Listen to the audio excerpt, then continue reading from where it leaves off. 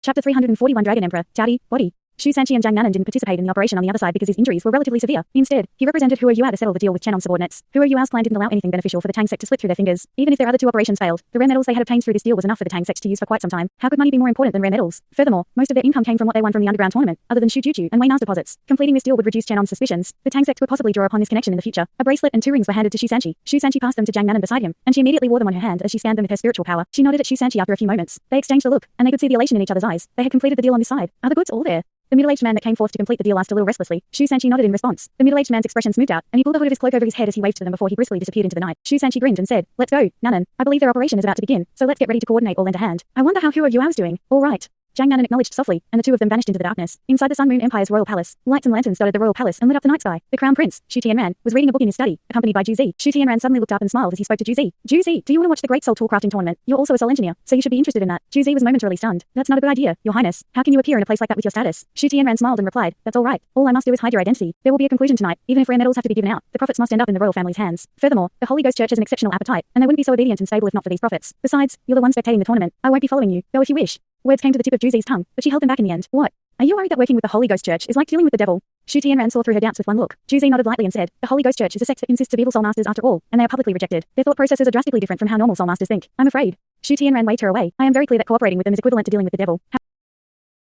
However, this is something I have to do. The Douluo continent's 3 native empires will never catch up to our speed of soul tool development no matter what they do, and our national strength is far superior to each of them. With our current strength, we can deal with a single country, but unifying and conquering the entire continent is exceptionally challenging. Why haven't the other 3 empires devoted their time and energy into developing soul tools? The reason is not because they lack rare metals. The more substantial reason stems from their deep-seated ideas and principles about soul masters. Soul masters represent a formidable profession, and they have existed on the Douluo continent for far too long. Powerful soul masters are considered strategic assets for empires, and we have far fewer soul masters than the other 3 empires. The gap is even more pronounced as we go up the ranks. Think about it. How many titled Douluo are there in Shrek Academy alone? Perhaps the Sun Moon Empire may accumulate enough strength, soul tools, and prodigious soul engineers to conquer the entire continent after a few hundred years. But I won't live that long, and time is short. I have to conquer the entire continent in the time that I have to rule over the Sun Moon Empire." Shu Tianran's eyes surged with passion as he reached this sentence. "We will need friends, and we have to form alliances if we want to achieve this. We need to obtain sufficient strength to fight against those soul masters on a high level. Soul engineers can rival soul masters given enough time to set up and prepare, and soul engineers may even surpass soul masters in battles that rely on large-scale attacks. However, a Class 9 soul engineer has almost no chance to defeat an actual title Douluo in an impromptu battle, while every single Class 9 soul engineer is considered an invaluable asset to the Empire. Therefore, I will not use them against those soul masters and those title Douluo. The optimal decision under such circumstances is to work together with the Holy Ghost Sect. The Holy Ghost Sect's evil soul masters have been holding back and building up for countless years to reach the scale they are at today. They are our greatest strength in terms of high-level combat. The Holy Ghost Church consists of only evil soul masters, so they can't do anything in public or out in the open. This is the reason why they are always in the shadows, while I handle the publicity and everything else on the surface. I have been using the Holy Ghost Church, and they have been using me. Their most important request doesn't mean much to me. They want to become the Sun Moon Empire's national church, and they want their founder to become the imperial tutor. At the same time, they want us to announce across the entire world after we conquer the continent that they will take over as traditional soul masters, and society is to do away with their label of evil soul masters. Therefore, I don't have to worry about anything at all. Even if we have conflicts, all that will happen after the Empire conquers the continent. When that happens, perhaps I will have accumulated enough strength." A cold feeling flickered across the corner of Shu Tianran's mouth as he finished his last sentence. Ju Zi listened intently, but her heart was going cold inside. The Crown Prince is so reserved, and he will only reveal some of his thoughts and opinions in front of me. "Have you left? Huo Yuao? Hurry up and leave. How can you fight against him? I truly don't wish to see your corpse." Ju Zi couldn't help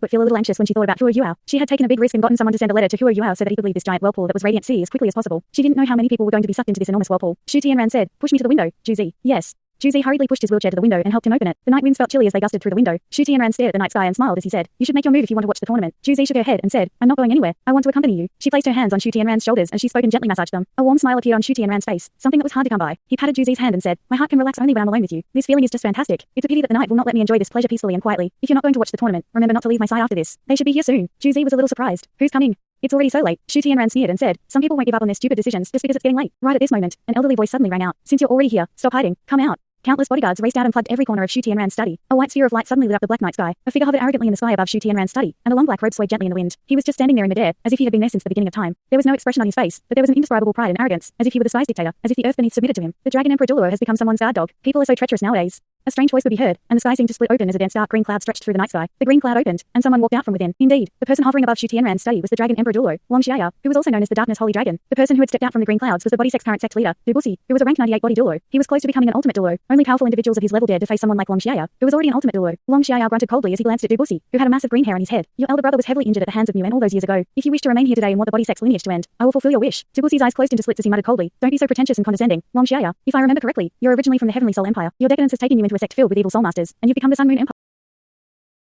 Empire's lackey. The body sect looks down on you." Long Xiaoya's expression changed a little when Dubusi mentioned the Heavenly Soul Empire. He lowered his voice and said, "Has the body sect really come under the Heavenly Soul Empire's wing?" Dubusi said contemptuously, "Come under their wing? No. We're just working together. The body sect is currently the Heavenly Soul Empire's national defense sect. Long Xiaya, if you still consider yourself part of the Heavenly Soul Empire, get out of my way. Long Xiaya shook his head and said plainly, I'll spare your life since you have decided to represent the Heavenly Soul Empire. There's nothing more to be said. You should understand the code of tidal Douluo, and we will speak in the sky if we interfere with mortal conflicts and affairs. Come out, Sun Zi. I will take you both on at the same time today. Long Xiaya shook as he spoke, and instantly surged into the sky as shadow after shadow appeared behind him. The scorpion tiger Douluo, Jiang Kang, was among them, along with about a dozen other shadows. The Sun Moon Empire's mysterious imperial tutor stuck close to Long Xiaya. There was an unspoken rule in the world of soul masters. Tidal Douluo who interfered or participated in worldly affairs or conflicts had to fight it out in the sky to avoid annihilation, destruction, and the loss of life. Only the victorious party was worthy of making a move against others who weren't tidal Douluo. As long as there was one tidal Douluo who hadn't been defeated, the other side's tidal Douluo couldn't participate in combat against others. This rule was a commandment left behind 10,000 years ago by the Tang Sect's founding father after he entered the divine realm. Not a single empire had passed this as a law, but all the tidal Douluo in the world followed this commandment religiously. War was most harmful towards normal citizens, while it wasn't difficult for individuals like tidal Douluo to massacre an entire city if they unleashed their full strength. This commandment greatly reduced the bloodshed and lives lost in the wars that had unfurled in the 10,000 years since. This was reason why Long Xiaya brought it up. He was an ultimate Douluo, and the body sect leader, Dubusi, wouldn't break that rule. Nobody knew exactly how effective Tang San's commandment had been 10,000 years down the road, but everyone was clear that one of them breaking the commandment meant the other party would do so as well. If that happened, the entire continent would swiftly become devoid of life. This was the reason why the tidal Douluo fought in the sky no matter their goal, and those who didn't have 9 soul rings were responsible for assaulting the royal palace. A golden beam of light lit up half the night sky as the Taotie Douluo, Elder Sun, appeared in the sky. He seemed to chime in from the other end as they sandwiched Long Xiaya between them, and the three of them soared into the sky at the same time. There were more than 20 individuals who rose together with Elder Sun and Dubusi into the sky. Long Xiaya was a powerful being, but his expression changed. His side had only half the number of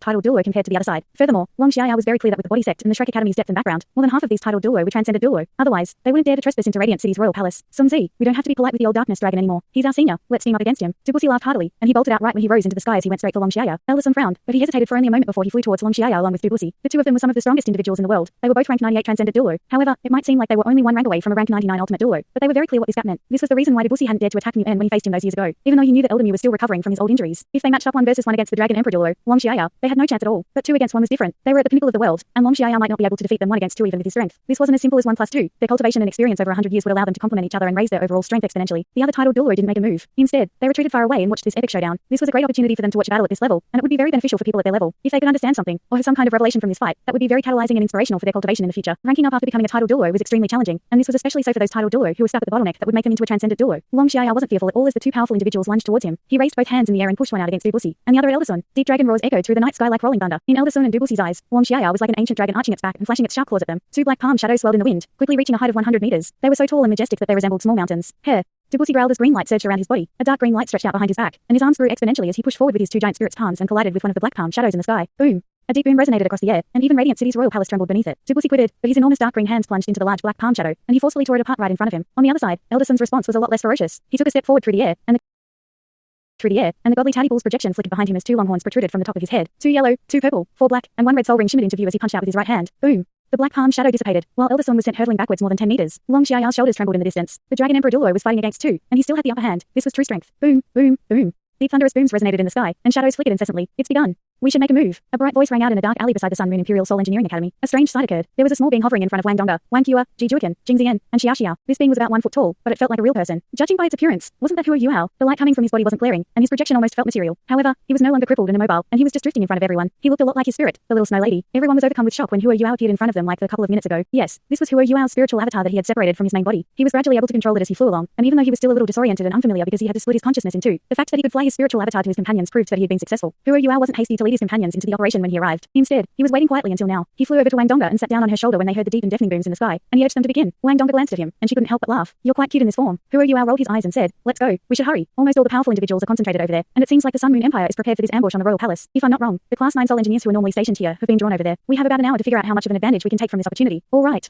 Wang Donga acknowledged, and she walked at the forefront with Hua Yuao's spiritual power guiding her. The other 4 followed closely behind. Wang Qia was walking right behind Wang Donga, and she stared at Hua Yuao on Wang Donga's shoulder. Strange lights flickered time and time again in her eyes. This fellow is getting more and more powerful. Indeed, the place they were at was the same one that Chen had met somebody in secret that day, and the same place that Hua Yuao had discreetly discovered. Hua Yuao had used spiritual separation that time, as well, but his main body wasn't doing anything when he had used it back then, while his spiritual avatar didn't have to use any abilities at all. This meant the previous instance was a lot easier to control and operate, but now he had to concentrate all his energy on this endeavor. Hua Yuao activated his imitation, and he integrated himself and his 5 companions into their surroundings. Nobody could discover them even if someone came close to check. They followed along the small path beside the Sun Moon Academy, and they relied on imitation to circle around the soldiers who were standing guard outside. They quickly arrived outside the same courtyard where Chen had discreetly met up with somebody back then. It's here. Hua Yuao reached into his companions' consciousnesses and informed them. He increased his spiritual detection's area of effect at the same time, and encompassed the entire courtyard. The situation was exactly as he had predicted. The only person who remained was the middle-aged man who met Chen that day, and his surname was Li. At this moment, he was just standing inside the courtyard, a calm expression on his face. However, anxiety flashed across his eyes from time to time, as if he was waiting for something. The middle-aged man wasn't waiting for money, as Chen had given him the rest of the payment once the goods had been delivered. He was waiting for news that the deal had been successful. He was selling rare metals in private without his superior's knowledge, and he knew that his life would be over if he was discovered. He had to be as cautious and careful as possible. There was a black metal box in his hands, and he glanced again and again at the crystal screen on the metal box's surface. Let me go, Wang Qia whispered. Hua Yuao hurriedly waved her away and said, we're not in a hurry. Let's wait for a little while more. This place seems lax on the outside, but it's very strict and secure on the inside, and there are many traps all around. We cannot act rashly and alert the enemy. He's waiting for news, and we'll make our move when he gets it. This way, the person he's meeting up with won't suspect that something isn't right, and we can avoid any unnecessary accidents. Who are you? Calm and composure influenced everybody around him, and Wang Qiu said nothing more. The deep booms that were coming from the distant sky that resembled rolling thunder became louder and louder. Dark green, black, and yellow colors alternately lit up the sky. They were battling high up in the sky, but everyone could still feel how epic and magnificent that battle was even though they were so far away. A look of pity and regret flashed across Hu Yuao's eyes. He would really have loved to watch this clash between this generation's most powerful individuals if he hadn't had more important things to do. The middle-aged man could naturally also hear the deep booms in the distance, and he glanced up at the sky from time to time as faint fear flowed from his eyes. He was a soul engineer, and that meant he was fundamentally a soul master as well, but this was the first time that he had ever heard something as frightening as that. Furthermore, he had no idea what was going on, and it was happening while there was something else in his mind. He glanced at his screen a lot more than before. Right at that moment, shadows rose into the sky from another courtyard behind this one. An old and hearty voice said, "Li Chong, guard the courtyard. We'll head to the royal palace to see what's going on."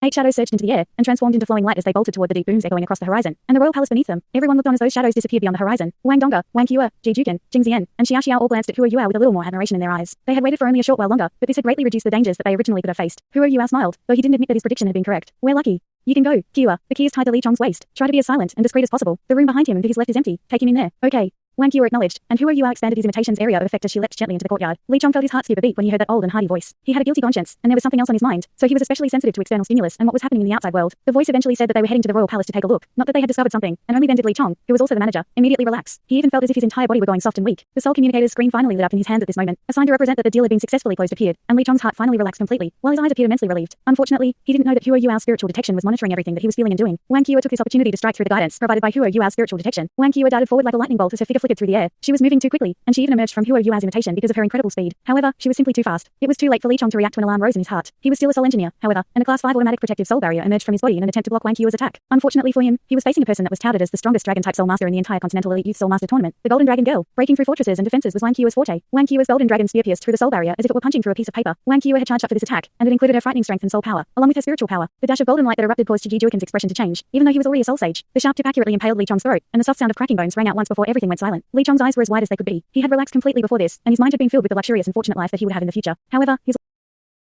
his life turned upside down in that moment. He was motionless and lackadaisical, and he stared in disbelief as imitation closed over him. He was not resigned to his fate as he watched the twisting and contorting figure in front of him. Li Chong's life energy flooded through the golden dragon spear, and not a single drop of blood was shed. Wang Qiu kept his corpse impaled on her spear as she dashed into the room that Hu Yuao had pointed out to her in a flash. It only took a few seconds to complete this ambush. When Wang Qiu came back out from that room and gently shut its doors, Wang Dongge, Ji Juken, and the others had already arrived inside the courtyard. Hu Yuao gave Wang Qiu a thumbs up and said, "Brother Ji, you'll stay here with Sister Zian to keep a lookout for us. If powerful enemies come, release the signal, break through the onslaught by yourselves, and return to the hotel right afterwards. You don't have to wait for us. 3rd senior brother and 4th senior sister will be waiting for you on the other side of the alleyway. Xiao Xiao, Dongge, Qiu. Let's go." There could only be one voice in the team at a time like this, and Jing Zian and Ji Juken nodded softly. Hu Yuao brought everyone into a room in the center according to what he remembered from his reconnaissance efforts the last time, finding this room also empty. Ji Juken and Jing Zian found a window each and hid beside them as they watched everything that was happening outside. Hu Yuao brought the other 3 girls to a large wardrobe inside the room. "Open it," Hu Yuao said. Wang Dongge and Wang Qiu took a step forward at almost the same time. They exchanged a look, and Wang Qiu stepped back and let Wang Dongge open it. Hu Yuao facepalmed. "It seems like I have to make things a little more specific next time. Qiu, insert the purple key into the keyhole on the hinge at the left side of the wardrobe." Hu Yuao's instructions were now a lot clearer. Wang Qiu retrieved the purple key from the set of keys that she had stolen, found a discreet keyhole at the hinges, and inserted the key. A series of faint cracking sounds could be heard, and the board behind the wardrobe began to open slowly to one side. An entrance was revealed, faint light flickering inside. Wang Qiu was about to enter, but Hu Yuao stopped her. Hu Yuao lowered her voice and said, "We will have to face all kinds of booby traps after we go inside. This place is exceptionally important for the Sun Moon Empire, and there will be many soul tool traps and whatnot. Dongge will take point, Xia Xiao will be in the center, and Qiu will be at the back. Everyone has to follow my instructions, and please don't make any mistakes. Otherwise, we will all be doomed. I don't care what other thoughts and opinions you guys have right now.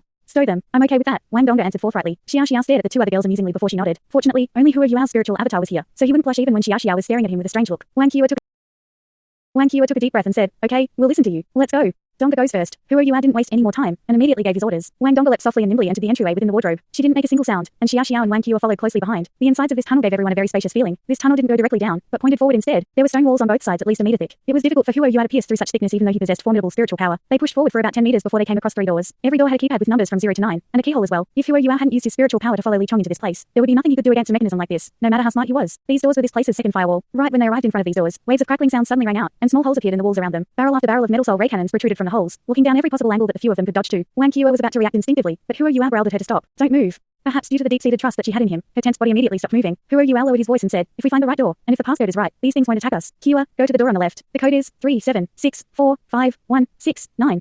Hu Yuao went on to quote a 16-digit passcode. Wang Qiu entered the passcode on the leftmost door. Insert the yellow key and turn it clockwise, 2.5 rounds. Wang Dongge followed his instructions. The door bounced 3 inches out after 3 clangs, and the soul ray barrels that poked out swiftly disappeared. The door bounced open, as if it were releasing some pressure. "What a skillful and delicate soul tool setup," Xia Xiao muttered admiringly. "This barrier would have been very difficult to pass if we hadn't known about it beforehand." Hu Yuao smiled and said, "This is not a big deal. The things that are waiting for us afterwards are even more frightening. In the end, a barrier like this can only be used against soul masters who aren't soul emperors, and actual powerful individuals could break in with brute force. You guys have seen how these booby traps are, so we have to be a lot more careful when we're inside. Let's go." Wang Donga nodded, and was still in front as she entered the door. The three girls were surprised to find that after walking in they were inside a hermetic space about 20 square meters in surface area. There were no paths leading anywhere but back where they came from. Who are you? Al said to Wang Kiwa. Kiwa, there are 3 rectangular yellow bricks on the wall to your left. You have to knock on them. Knock 3 times on the first one, 5 times on the second one, and once on the third one. Wang Kiwa was incredibly fast, and finished the job in the blink of an eye. The sealed room suddenly trembled, and the door that they had just entered from gradually closed up. A dim yellow circle lit up on the ceiling. The entire sealed room began to shake and tremble subtly, and everyone suddenly felt their stomachs drop. We're going down? Wang Donga turned to Huo Yuao. Huo Yuao nodded and said, this place's defenses and firewalls are a lot more powerful than those inside illustrious Virtue Hall. We are going several hundred meters beneath the ground, and all kinds of automatic soul tools are set up several thousand square meters around us. If we don't use this enormous elevator, not even class 9 stationary soul cannon shells can break through the defenses on top. Thanks so much for watching this video. Don't forget to hit the like button and subscribe. Also leave a comment down below with suggestions on what novels to read.